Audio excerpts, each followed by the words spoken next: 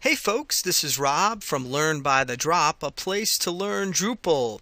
And this lesson is part of a special series that I'm doing called Getting the Most Out of Dreamhost Web Hosting. Now, I use Dreamhost to host all of my Drupal sites. It works very well for me, and so I want to show you some of the basic steps that you'd take on Dreamhost to help get your Drupal site up and running. You can find all the videos in the series at learnbythedrop.com/Dreamhost, and you can save $50 off of a new Dreamhost account if you use the code LearnDrupal2010. That's LearnDrupal2010, and you can save $50 off of a Dreamhost account that starts at about $8.95 a month for their shared hosting packages, and you really get a lot for that $8.95 a month.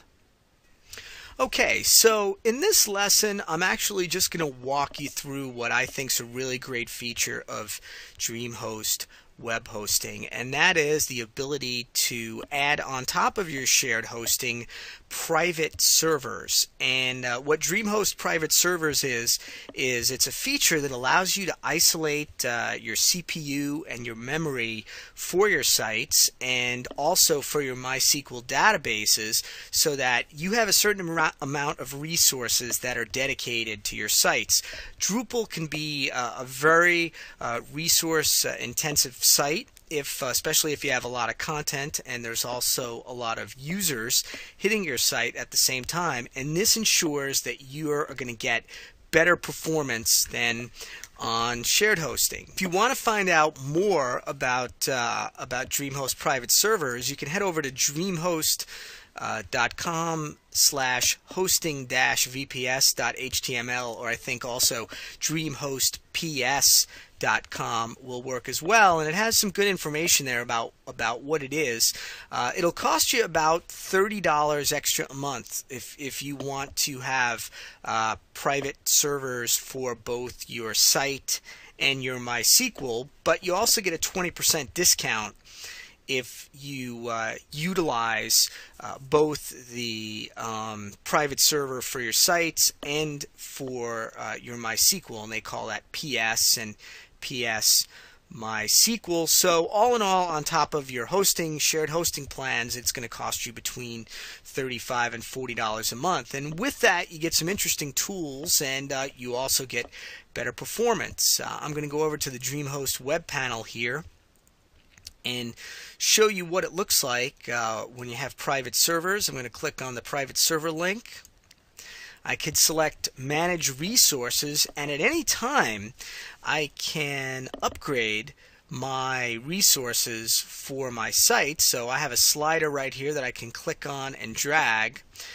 There is a chart that shows me how much resources my sites have been using over time. So I can see here that it's been going around 100 plus megabytes, and if I want to, I can click and drag a particular period, and that'll zoom in and show me how much memory and CPU has been utilized on my site at any given time over an hourly basis. And this is over a more long-term range, a daily basis, that I can see it here. And I can see that for my sites, which is basically just my private server, and also for my MySQL usage as well. And my sites get quite a bit of hits, and I'm able to use the lowest level of MySQL, but I also know that I'm getting the most performance out of it. So I can do the click and drag if I want to here and see how much of my memory and CPU I've been using on the MySQL side as well. And I can zoom back out. And again, I could change that at any time by just dialing it up if I need to. So if you have a site that is growing in size, you can just dial it up and pay a little bit more each month, and you don't have to do anything else, and you get all the benefits of shared hosting.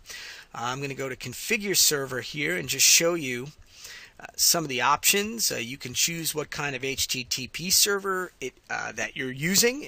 In this case, I don't recommend you switching from Apache if you're not very advanced. You could choose your HTTP port, which I've left at 80 as a default. You could choose whether or not you want to use PHP cache, which I am, and that can help speed up your site. And you have some other choices here as well. So they do give you some decent granularity on managing your particular server, and everything's point and click. If for whatever reason you think you need to reboot your server, you can do that with just one click of a button for your MySQL and for your Apache server. You can do that with one click of a button. And then you can also, if you want to add additional admin users, you can add admin user accounts. I haven't done that, but if you have multiple people managing your site, you can, you could do that as well. You can just click in add an admin user. Okay, well, I want to thank you for watching my quick walkthrough of Dreamhost private servers. I think that Dreamhost private servers is a worthwhile add-on if you're in a situation where shared hosting isn't meeting your needs and you're getting a lot more traffic and your sites are growing, and you're not a very technical person and don't want to pay the money or spend the time to run your own server. I think that private servers is a great option because you don't need to be technical. You can dial up the amount of resources that you have at a moment's notice, and it's also active for all of the sites on your hosting account. So if you have multiple sites and you want them to have the benefit of the private servers, it's just that easy. You just dial it up like I showed you in the lesson. You can find all the videos in this Getting the Most Out of Dreamhost series at learnbythedrop.com/Dreamhost. So if you're not on Dreamhost now and you want to be on Dreamhost, you could save $50 on Dreamhost shared or private server web hosting by using the code LearnDrupal2010, or just clicking the link on the learnbythedrop.com Dreamhost webpage. And again, that's LearnDrupal2010, and that will save you $50 on your web hosting at Dreamhost. So thanks for watching this video in my Getting the Most Out of Dreamhost series, and best of luck to you in all of your Drupal development efforts.